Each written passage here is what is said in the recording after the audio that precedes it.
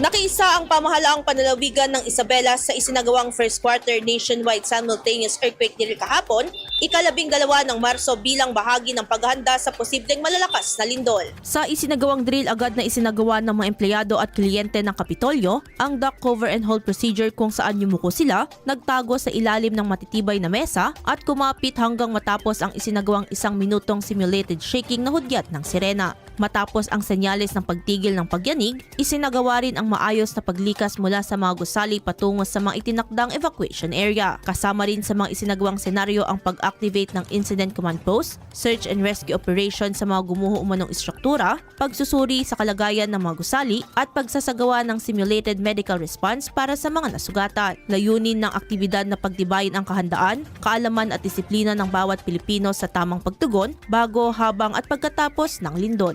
Idol, parang bumibilis ba ang pagtanda? Ang dahilan humihina ang cell division na pagpapalit ng bagong cell habang nagkakaedad. Natutuyo ang balat dahil sa paghina ng elasticity. Para mapigilan ito, mag-DTX 500 na.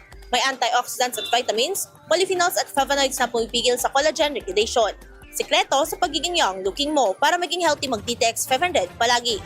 Para sa IFM News, ako si Idol Sena Marie Akdang. Idol! IFM News.